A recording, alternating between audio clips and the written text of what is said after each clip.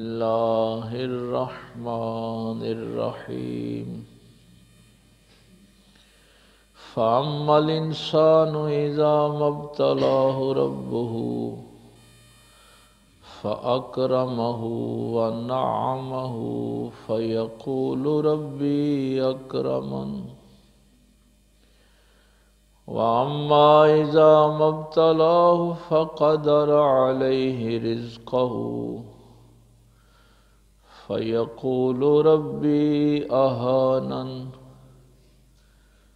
كَلَّا بَل لَّا تُكْرِمُونَ الْيَتِيمَ وَلَا تَحَاضُّونَ عَلَى طَعَامِ الْمِسْكِينِ وَتَأْكُلُونَ التُّرَاثَ أَكْلًا لَمًّا وَتُحِبُّونَ الْمَالَ حُبًّا جَمًّا آمنت بالله صدق الله العظيم وصدق رسوله النبي الأمي الكريم ونحن على ذلك من الشاهدين والشاكرين والحمد لله رب العالمين قال الله تبارك وتعالى في شان حبيبه مخبرا وامرا نہایت ہی واجب الاحترام معزز سامعین، بزرگوں، دوستوں، عزیز بھائیوں، سورہ فجر کی یہ میں نے چند آیات تلاوت کی ہیں۔ اللہ فرماتا ہے فَأَمَّا الْإِنسَانُ إِذَا مَا ابْتَلَاهُ رَبُّهُ فَأَكْرَمَهُ وَنَعَّمَهُ، یہ جو انسان ہے، اگر اللہ تعالیٰ اس کو آزمائش میں ڈالے، اس کو آزمانا چاہے، اس کا رب تو کیا کرتا ہے؟ فَأَكْرَمَهُ، اس کو عزت دیتا ہے، وَنَعَّمَهُ، اس کو نعمتیں عطا کرتا ہے، فَيَقُولُ رَبِّي أَكْرَمَنِ، تو وہ کہتا ہے کہ میرے رب نے میری عزت کی، تکریم کی۔ وَأَمَّا إِذَا مَا ابْتَلَاهُ،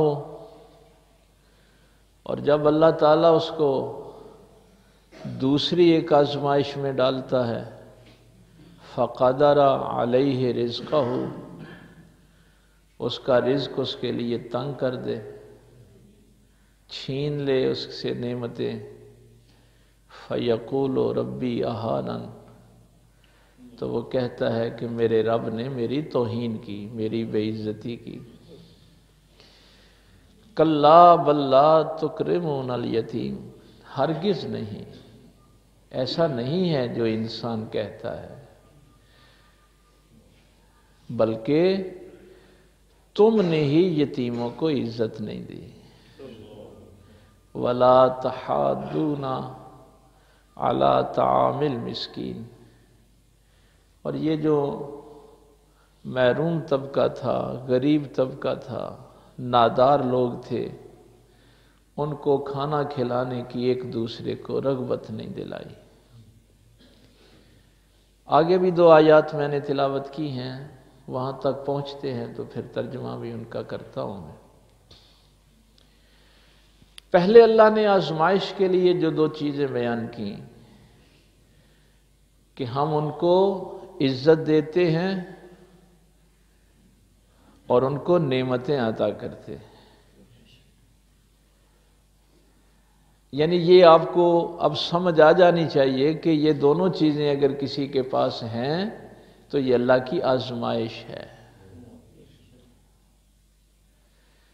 حضرت ابوبکر صدیق رضی اللہ تعالیٰ عنہ کا بڑا کمال کا جملہ ہے ان دونوں آیات کی تشریح کے لیے۔ ایک شخص نے پوچھا کہ سرکار اگر ہم نے دیکھنا ہو کہ کوئی بندہ شریف آدمی ہے یا ذلیل ہے، کمینہ ہے، تو ہم کیسے فرق کریں؟ کیسے ہمیں پتہ چلے کہ یہ جو بندہ میرے ساتھ چل رہا ہے یہ شریف آدمی ہے یا ذلیل آدمی ہے، اچھا ہے یا کمینہ ہے؟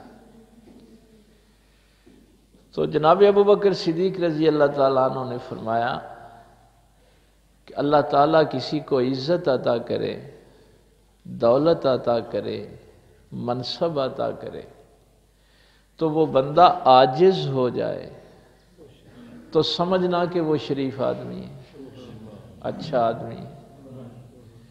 اور اگر یہی تینوں چیزیں عزت، دولت اور منصب کسی کو ملے تو وہ متکبر ہو جائے، وہ اکڑنا شروع کر دے، تو سمجھنا یہ ذلیل اور کمینہ انسان ہے۔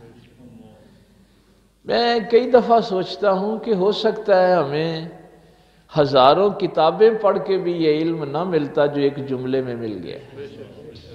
آپ ایک نظر میں کسی بندے کو پہچان سکتے ہیں کہ یہ شریف آدمی ہے یا ذلیل آدمی ہے۔ اس کو وہ جو میں کہتا ہوں نا کہ یہ جو نگاہ کا علم ہے وہ اور شے ہے، یہ اصل میں نگاہ نبوت کا علم ہے، یہ کتابوں کا علم نہیں۔ اچھا، یہ جو دونوں باتوں کا اللہ نے ذکر کیا، ہوتا اصل میں یہ ہے کہ جب بھی عزت ملے، نعمتیں ملیں، منصب ملے، تو دو طرح کے انسان ہوتے ہیں۔ ایک وہ ہیں جو یہ کہتے ہیں کہ میں نے محنت کی تھی، سعی کی تھی، اور یہ میرا حق ہے، جو کچھ مجھے ملا ہے یہ میرا حق ہے، میں راتوں کو جاگتا رہا ہوں، میں نے بڑی پلاننگ کی ہے، اس کے تحت یہ سارا رزلٹ آیا، یہ نتیجہ جو ہے میری محنت کا نتیجہ ہے۔ اور پھر انسان کا یہ جی بھی چاہتا ہے کہ لوگ بھی کہیں، اور یہ کفریہ جملہ آج کل اکثر سننے کو ملتا ہے کہ فلاں سیلف میڈ آدمی ہے، اس نے اپنے آپ کو خود بنایا ہے، بڑی محنت کی ہے۔ ہائے ہائے ہائے، قارون کا 20ویں پارے میں یہی ایک جملہ ہے۔ غریب تھا، بہت نادار تھا، حضرت موسیٰ علیہ السلام کا خالہ زاد تھا، بڑا قریبی رشتہ دار تھا، تورات کا عالم تھا، لوگوں کو تبلیغ کیا کرتا تھا۔ میں یہ جملے اس لیے کہہ رہا ہوں، وہ کسی دن موضوع آیا تو وہ تفصیل سے ہم 20ویں پارے سے وہ سارا رکوع دیکھیں گے جو قارون کے متعلق انشاءاللہ۔ اور پھر جب اللہ نے دولت عطا کی تو موسیٰ علیہ السلام نے فرمایا کہ احسن، یہ قرآن کریم کے الفاظ ہیں، کما احسن اللہ علیہ، لوگوں کے ساتھ نیکی کر، احسان کر، جیسے اللہ نے تیرے اوپر احسان کیا ہے، جیسے اللہ نے تیرے اوپر احسان کیا ہے، تجھے دولت دی ہے، نعمتیں دی ہیں، تو بھی لوگوں پر احسان کر۔ تو اس نے فوری طور پہ یہ جواب دیا، قال انما اوتیتہ علی علم عندی، اس نے کہا یہ احسان کس بات کا، یہ میرے علم کا نتیجہ ہے، یہ میری محنت کا نتیجہ ہے۔ تو یہ انسان ہیں دنیا میں، اور ہو سکتا ہے کہ ہم بھی اسی کیٹیگری میں ہوں کہ ہمارا بھی جی چاہے کہ رشتہ دار کہیں کہ اس نے بڑی محنت سے مکان بنایا، بڑی محنت سے یہ منصب لیا ہے۔ ایک تو یہ لوگ ہیں، دوسرے وہ لوگ ہیں جو یہ سمجھتے ہیں کہ یہ جو کچھ مجھے ملا ہے میری نیکی کی وجہ سے مجھے ملا، میں چونکہ اللہ کی عبادت کرتا ہوں، اب میں اللہ کے دین کی تبلیغ کر رہا ہوں، روزے رکھتا ہوں، اللہ کا حکم مانتا ہوں، تو یہ جو نعمتیں مجھے ملی ہیں یہ اس عبادت کے نتیجے میں ملی۔ یہ بھی ایک لوگ ہیں، ایک طبقہ ہے ایسا۔ اللہ تعالیٰ نے ان دونوں کو کنڈیم کیا، کہا یہ دونوں غلط ہے۔ یہ نعمتیں نہ تو کسی کی محنت کا نتیجہ ہے، نہ کسی کی عبادت کا نتیجہ، یہ صرف اللہ کی آزمائش ہے۔ وہ نعمتیں دے کے بھی آزماتا ہے، وہ چھین کر بھی آزماتا ہے، وہ تندرستی دے کر بھی آزماتا ہے، وہ بیمار کر کے بھی آزماتا ہے۔ وَرَفَعْنَا بَعْضَهُمْ فَوْقَ بَعْضٍ درجات، وَرَفَعْنَا بَعْضَهُمْ فَوْقَ بَعْضٍ درجات، اللہ نے تمہارے اندر درجے بنائے ہیں، کسی کو بلند بنایا ہے، کسی کو نیچا بنایا ہے، کسی کو بادشاہ بنایا ہے، کسی کو غلام بنایا ہے، کسی کو باپ بنایا ہے، کسی کو بیٹا بنایا ہے۔ درجے ہیں، کوئی ماں ہے، کوئی بیٹی ہے، کوئی استاد ہے، کوئی شاگرد ہے، کوئی امیر ہے، کوئی غریب ہے۔ درجے بنائے ہیں تمہارے، کس لیے؟ لِيَبْلُوَكُمْ، تاکہ اللہ تمہاری آزمائش کرے۔ یہ نہ تو تمہاری محنت کا نتیجہ ہے، نہ تمہاری عبادت کا نتیجہ ہے۔ اسی لیے میرے پاک پیغمبر صلی اللہ علیہ وسلم جب مدینہ پاک تشریف لائے تو مہاجرین کے بھی دو گروہ تھے، ایک بہت امیر لوگ تھے، ایک بہت غریب لوگ تھے۔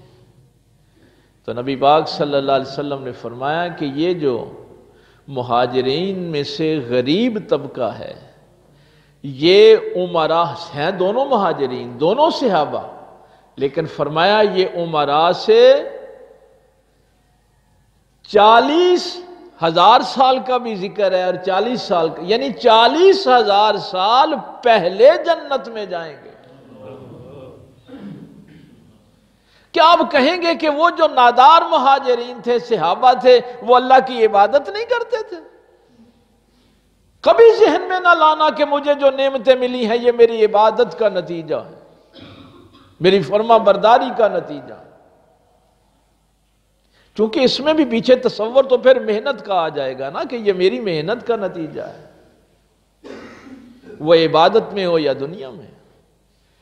بلکہ ایک جملہ تو جب میں پڑھتا ہوں تفسیروں میں بڑا کمال کا، میرے اللہ نے پاک پیغمبر صلی اللہ علیہ وسلم کی زبان مبارک سے یہ جملہ جب ادا ہوا، سرکار نے فرمایا کہ اللہ جس سے محبت کرتا ہے، جس سے پیار کرتا ہے، جس کو اپنا قرب عطا کرتا ہے، اس سے پھر دنیا کو دور رکھتا ہے۔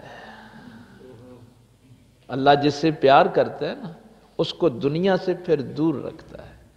اور اس کی مثال یہ دی، فرمایا جیسے تم اپنے بیمار کو پانی سے دور رکھتے ہو، اس طرح اللہ اپنے مقربین کو دنیا سے دور رکھتا ہے۔ یہ اصل میں آیات تو مفسرین نے کہا ہے کہ کفار کے لیے آئی ہیں، لیکن عموم میں یہ اب تمام لوگوں کے لیے اپلائی ہوتی ہیں، اس میں مسلمان بھی ہیں، کفار بھی ہیں۔ فرمایا کہ جب ہم ان کا رزق تنگ کرتے ہیں تو کہتے ہیں فَيَقُولُ رَبِّ أَهَانَنِ، ہمارے رب نے ہماری توہین کی، ہماری بے عزتی کی۔ کَلَّا بَل لَا تُكْرِمُونَ الْيَتِيمَ، ہرگز نہیں، ایسا نہیں ہے، بلکہ تم نے یتیموں کی تکریم نہیں کی۔ مفسرین کرام یہاں فرماتے ہیں کہ اللہ نے یہاں یہ جملہ نہیں کہا کہ وہ یتیموں کو کھانا نہیں کھلاتے، یتیموں کو کپڑے نہیں دیتے، یتیموں کو رہنے کے لیے گھر نہیں دیتے، یہ جملے نہیں کہے۔ فرمایا یتیموں کی عزت نہیں کرتے۔ یہ ہو سکتا ہے کہ کسی گھر میں کوئی یتیم پل رہا ہو، اور اس کو کھانے پینے کی سہولت میسر ہو، اس کو کپڑوں کی سہولت میسر ہو، چھت کی سہولت میسر ہو، گاڑی کی سہولت میسر ہو، لیکن اس گھر میں جن کا باپ زندہ ہے ان بچوں کی اور اس یتیم کی عزت میں فرق ہو، ان بچوں کو وہ عزت نہ مل رہی ہو جو کہ شخص کے اپنے بچوں کو عزت ملتی. تو اللہ تعالیٰ نے یہاں پہ اس بات کی طرف اشارہ کیا ہے کہ تمہیں یہ جتنی بھی پھر پکڑ آتی ہے وہ اس لیے آتی ہے کہ تم یتیموں کی عزت نہیں کرتے، احترام نہیں کرتے. میں نے پچھلے جمعے ایک بات آپ سے کہی تھی، اگر آپ کو یاد ہو، کہ نبی پاک صلی اللہ علیہ وسلم نے فرمایا کہ میں اس دنیا میں تعصب ختم کرنے کے لیے آیا. جب پوچھا گیا یا رسول اللہ صلی اللہ علیہ وسلم تعصب کیا ہے، تو فرمایا کہ تجھے پتہ بھی ہو کہ تیرا قبیلہ ظلم پر ہے، ناحق پر ہے، اور پھر تو اس کا ساتھ دے. اور میں نے وہ آیات آپ کے سامنے رکھی تھی کہ پھر عذاب کی وجہ بھی یہی جو سوچ ہے وہ بنتی ہے. وہ آسمانوں سے عذاب آئے، وہ پیروں کی طرف سے آئے، یا اللہ تعالیٰ تمہیں فرقہ فرقہ کر کے آپس میں مروا دے. یہ تینوں عذابوں کا ذکر ہم نے پچھلے جمعے پڑھا تھا، سنا بھی تھا، سیکھا تھا. یہ کہنے کو بڑی آسان سی بات ہے، لیکن یہ جو ہم ایک جملہ کہتے ہیں نا، کی کریے پھر دنیا نہیں رہی. اصل میں یہ ہے وہ مرحلہ جہاں سے ہم غلط راستے پہ نکل جاتے ہیں، کہ اگر ہم نے اللہ کے حکم پہ عمل کیا تو ہماری دنیا چھوٹ جائے گی. اور حضور سلطان صاحب اسی لیے فرمایا کرتے، بڑا کمال کا جملہ حضور سلطان العارفین نے، سلطان باہو رحمۃ اللہ تعالی علیہ نے فرمایا کہ دین اور دنیا دونوں سگی بہنیں ہیں. دین اور دنیا دو سگی بہنوں کے نام ہیں، اور شریعت میں دو بہنوں کے ساتھ اکٹھے نکاح نہیں ہو سکتا. نکاح ایک سے ہی ہونا ہے. ہیرے ایک کوئی پاسا رہنے یا کھیڑے یا راجا، یہ نہیں ہو سکتا جو ہم کہہ رہے ہیں کہ دنیا بھی رہ جائے اور دین بھی رہ جائے. اسی کو منافقت کہتے ہیں. میرے مولا علی سرکار سے کسی نے پوچھا تھا منافق کی ڈیفینیشن کیا ہے، آپ نے فرمایا جو یہ چاہتا ہو کہ مسلمان بھی مجھے اچھا کہیں اور کافر بھی اچھا کہیں. یہ کیسے ہو سکتا ہے کہ اللہ کو جو ماننے والا ہے وہ بھی تجھے اچھا کہے، جو اللہ کا منکر ہے وہ بھی تجھے اچھا کہے؟ یہ نہیں ہو سکتا. قرآن کریم نے اس کی ایک مثال دی کہ جب آپ کی یہ سوچ ہو جاتی ہے نا کہ دنیا کیا کہے گی، پھر آپ تعصب کا شکار ہوتے ہیں، پھر آپ غلط فیصلے کرتے ہیں. سورہ یوسف میں اللہ تعالیٰ نے اس کی مثال دی. فرمایا زلیخا نے، عزیز مصر کی بیوی نے، اپنی باندیوں کے ذریعے سے یوسف کو اپنے کمرے میں بلا لیا، اور 7 دروازوں کے اندر اس کا کمرہ تھا، اور لونڈیوں سے کہا کہ جاتے ہوئے باہر سے 7 دروازوں کو تالے لگا دیں. تالے باہر کی طرف لگے ہوئے.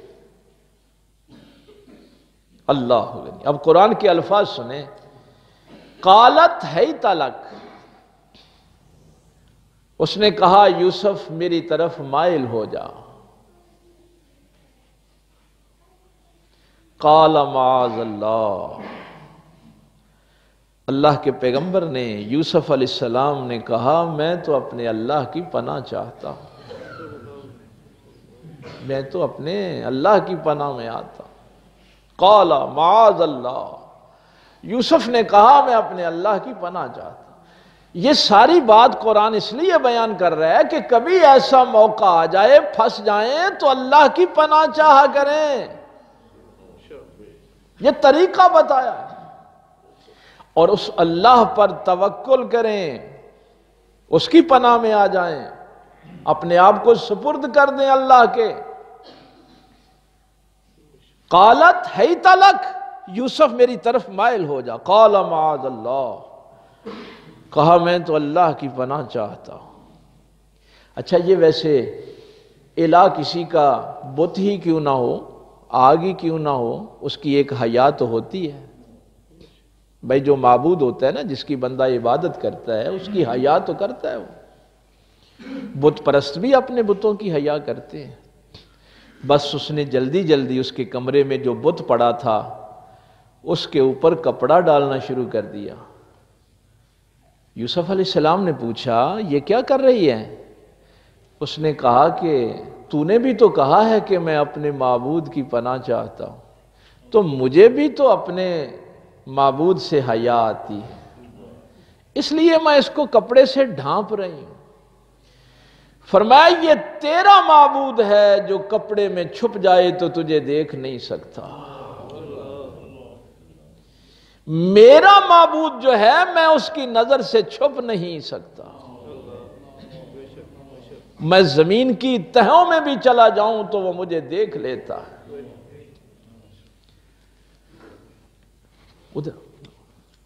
وہ مجھے دیکھ لیتا ہے. اس توکل کے ساتھ یوسف علیہ السلام چلے، اور قرآن کہتا ہے کہ اس توکل میں پھر دروازے کھلنے شروع ہو گئے. اللہ کی پناہ میں آ کے چلے، دروازے کھلنے شروع ہو گئے. لیکن پھر اللہ بھائی آزما بھی لیتا ہے. جس نے 6 تالے کھلوا دیے تھے وہ 7واں بھی کھلوا سکتا تھا. لیکن یہاں یہ بھی بتایا کہ توکل یہی نہیں ہے، توکل میں بھی پھر وہ امتحان لیتا ہے. 7واں نہیں کھلا، آخر زلیخا نے پکڑ لیا اور پھر چھڑاتے ہوئے قمیص پھٹ گئی. اب جو دروازہ کھلا تو سامنے عزیز مصر کھڑا تھا، زلیخا کا خاوند کھڑا تھا. کہا یہ کیا ہوا؟ ہائے ہائے ہائے. قرآن کہتا ہے ایسے ہی کسی کی محبت پہ اعتبار نہ کر لیا کرو. جو تھوڑی دیر پہلے بڑے محبت کے دعوے کر رہی تھی مکر گئی. کہنے لگی اس غلام کی کیا سزا ہے جو تیری بیوی کی طرف غلط نظر سے دیکھتا ہے. اور اس کو قرآن کریم نے پھر کہا ہے کہ اس عورت کا مکر تو شیطان کے مکر سے بھی بڑا ہے. کتنا بڑا مکر کیا اس نے، لیکن اللہ ہے. اس کی بہن کا معصوم بچہ، چند دنوں کا بچہ. یہ قرآن کریم میں 2 جگہ، ایک تو حضرت عیسیٰ علیہ السلام 3 دن کے ہیں جب اپنی ماں کی گواہی دی. اب وہ بچہ معصوم یوسف علیہ السلام نے اشارہ کیا، وہ بول پڑا. اس نے کہا فَلَمَّا رَأَىٰ قَمِيصَهُ. یہ قرآن میں درج ہے اس بچے کی گواہی. فَلَمَّا رَأَىٰ قَمِيصَهُ قُدَّ مِن قُبُلٍ فَصَدَقَتْ. کیا بچے نے یہ نہیں کہا کہ یوسف سچے ہیں اور زلیخا جھوٹی ہے. نہ یہ بات ہی نہیں کی. اس نے کہا فَلَمَّا رَأَىٰ قَمِيصَهُ قُدَّ مِن قُبُلٍ. اگر قمیص سامنے سے پھٹی ہے تو پھر یہ عورت سچی ہے. اس کا مطلب ہے پھر یوسف نے اس پہ حملہ کیا ہے. اس لیے پھر جھگڑتے ہوئے سامنے سے لباس پھٹے گا نا. فَلَمَّا رَأَىٰ قَمِيصَهُ قُدَّ مِن دُبُرٍ. اور اگر قمیض پیچھے سے پھٹی ہے تو فَكَذَبَتْ. پھر یہ عورت جھوٹی ہے.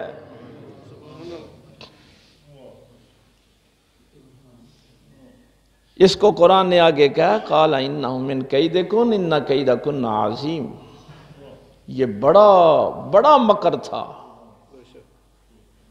لیکن میں جہاں آپ کو لے کے آنا چاہتا تھا، عزیز مصر نے گواہی سن لی، دیکھ لیا کہ یوسف کی قمیض پیچھے سے پھٹی ہوئی ہے، یعنی یوسف تو جان چھڑا رہے تھے، اس نے پیچھے سے کھینچ کے قمیض پھاڑی ہے۔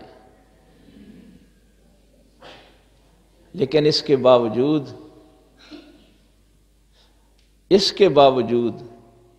اس گواہی کو سننے کے باوجود یوسف کو زندہ میں ڈال دیا۔ کیوں؟ اس کو بھی تعصب کہتے ہیں کہ پتہ چل بھی گیا ہے کہ یوسف سچا ہے، لیکن ساتھ میں نے بیوی کا ہی دینا۔ لیکن یہ آج میرا موضوع نہیں ہے۔ جیل میں جا کے یوسف علیہ السلام نے سجدہ شکر ادا کیا، قیدیوں سے بڑی خوشی کے ساتھ ملے، دربان دیکھنے لگا وہ جو گارڈ تھا کہ یوسف زندہ میں آ کے بڑا خوش ہے۔ اس نے پوچھ ہی لیا، اس نے کہا کہ جیل میں تو لوگ پریشان ہوتے ہیں اور تو بڑا خوش ہے۔ عظیم جملہ آپ کو میں ہدیہ کرنا چاہتا ہوں۔ سرکار یوسف علیہ السلام نے فرمایا جب میں زلیخا کے پاس تھا تو اس وقت جیل میں تھا، اب میں آزاد ہوں۔ اس نے کہا یہاں تو بادشاہ بچھو سانپ چھوڑ دیتا ہے، بڑی تکلیفیں ہوتی ہیں، یہاں کھانا وقت پہ نہیں ملتا، اذیت دی جاتی ہے۔ زلیخا نے تو بڑے ناز و نخرے سے آپ کو رکھا ہوا تھا، وہ آزادی تھی۔ آپ نے فرمایا نہیں تیرے نزدیک وہ آزادی ہوگی جہاں ہم اپنے اللہ کے حکم پہ آسانی سے عمل نہ کر سکیں، اس کو جیل سمجھتے ہیں۔ وہاں میں اپنے اللہ کے حکم پہ آسانی سے عمل نہیں کر سکتا، یہاں مجھے آزادی ہے، میں اپنے معبود کی عبادت کر رہا ہوں۔ ان لوگوں کے معیار ہی اور ہیں، آزادی اور غلامی کے معیار ہی اور ہیں۔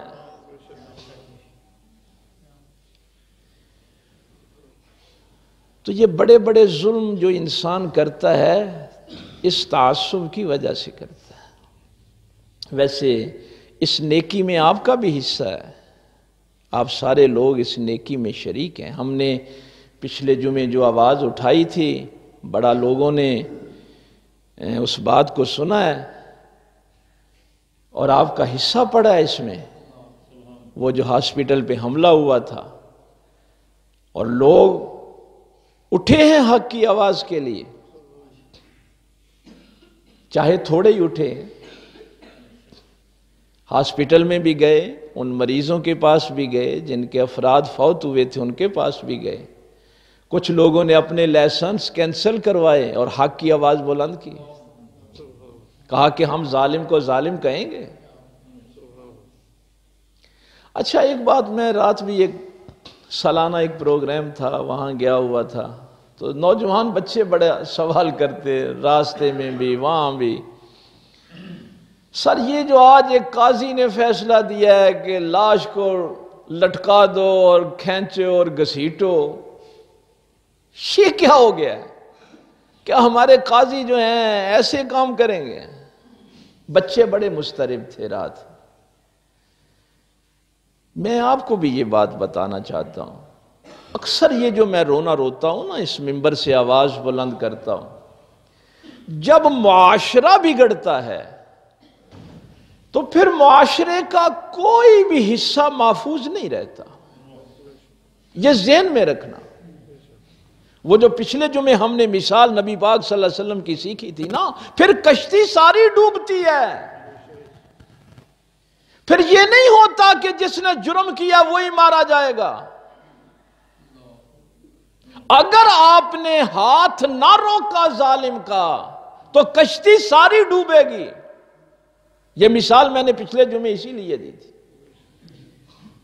تو میں ان بچوں سے کہہ رہا تھا کہ بیٹا یہ جو تم قاضی کی بات کر رہے ہو، مجھے تو اس کا علم نہیں اتنا، قاضی بھی تو اسی معاشرے کا حصہ ہے۔ جس وکیلوں کی تم بات کر رہے تھے وہ بھی تو اسی معاشرے کا حصہ ہے۔ جو ڈاکٹر مریضوں کو تڑپتا ہوا چھوڑ کے پیسے کی بات کرتے ہیں وہ بھی اسی معاشرے کا حصہ ہیں۔ جن آستانوں پہ ہیروئن بکتی ہے، بچیوں کی عزت لوٹی جاتی ہے، وہ بھی اسی معاشرے کا حصہ ہیں۔ جو علماء دہشت گردی پھیلاتے ہیں وہ بھی اسی معاشرے کا حصہ ہیں۔ میرا رونا بھی تو یہی ہے کہ معاشرہ بگڑ گیا ہے، اور زیادہ میں جو فوکس کرتا ہوں اس کے نتائج پھر یہاں تک نہیں رہیں گے۔ وہ جو پچھلے جمعے میں نے آپ سے کہا تھا کہ ان سکولوں سے، ان کالجز سے، ان یونیورسٹیوں سے، ان مدرسوں سے کیا ہم نے یہ پروڈکشن دی ہے، یہ پیداوار دی ہے؟ نہ مدرسوں سے نکلنے والے اخلاق والے ہیں، نہ یونیورسٹیوں سے نکلنے والے اخلاق والے ہیں۔ دونوں طبقے برباد ہو گئے۔ بھائی دو ہی جگہیں تھیں ہمارے پاس، ایک مسجد تھی، ایک مدرسہ تھا۔ مدرسے سے مراد یہ حفظ والا مدرسہ نہیں، یہ سکول کالج سارے مدرسے میں آتے۔ میں آپ کو کیا بتاؤں، ایک پرائیویٹ سکول کا پرنسپل، داڑھی رکھی ہوئی، ایک مذہبی جماعت سے بھی اس کا تعلق، اس نے اپنے سکول میں ایک پروگرام کروایا، وہی بچیوں کے ڈانس اور بچیوں کے جسموں کی نمائشیں۔ میں نے کہا کچھ خدا کا خوف کھاؤ، تم تو یہ حرکت نہ کرو۔ اس نے کہا والدین آ کے کہتے ہیں کہ فلاں سکول والوں نے بچیوں کا ڈانس کروایا، تم کیوں نہیں کرواتے؟ ہم اپنے بچے تیرے سکول سے لے جائیں گے۔ اب ہم منہ کھول کے یہ تو کہہ دیتے ہیں کہ فلاں استاذ بہت برا ہے، فلاں وکیل بہت برا ہے، فلاں قاضی بہت برا ہے، فلاں ڈاکٹر بہت برا ہے۔ والدین کتنے اچھے ہیں، بنیادی ذمہ داری تھی جن کی۔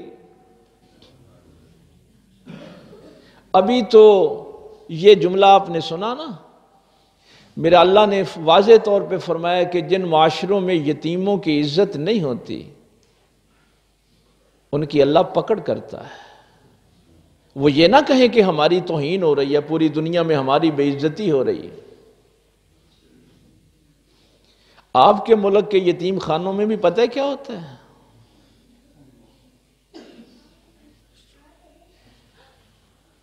جن یتیموں کو کوئی آسرا نہیں، ویسے میں تو آپ کو پتہ ہے کہ یتیم خانوں کے بننے کے ہی خلاف ہوں۔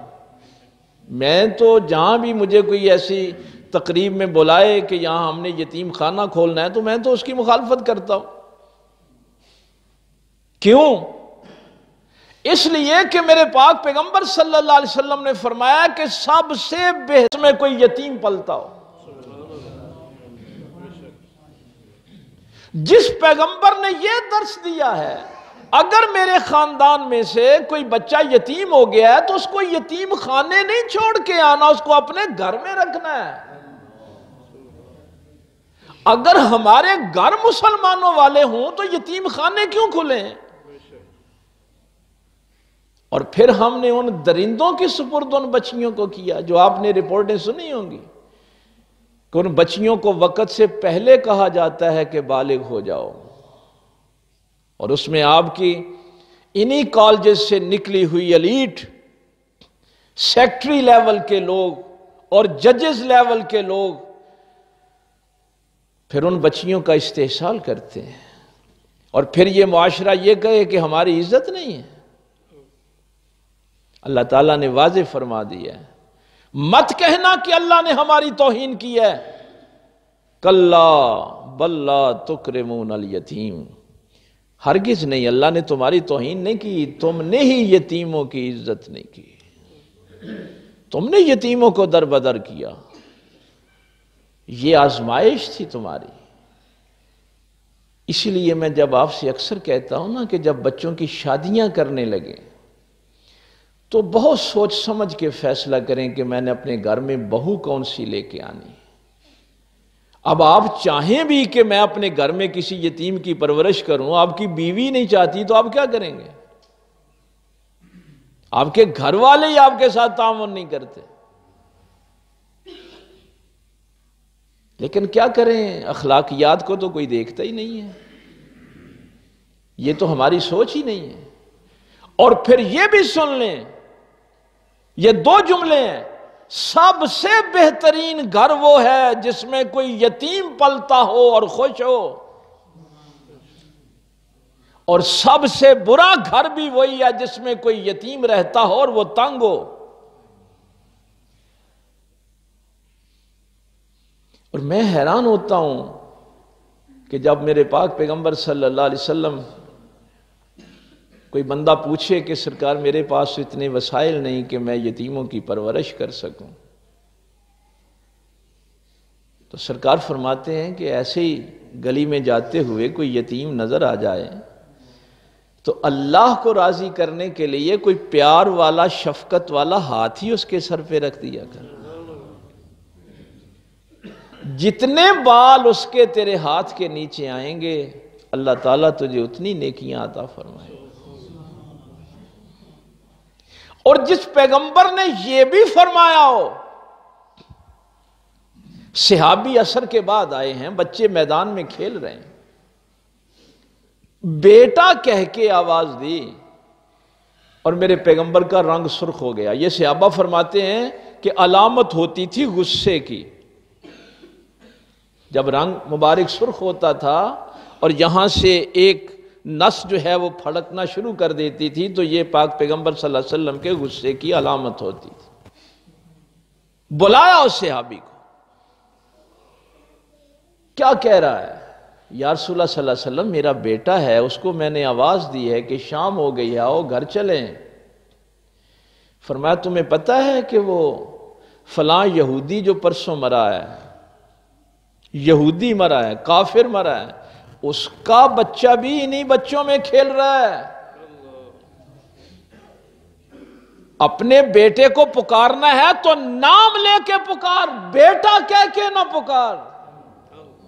اس یہودی کے بچے کے دل پہ کیا گزرے گی کہ آج میرا بھی باپ زندہ ہوتا تو مجھے بیٹا کہہ کے پکارتا۔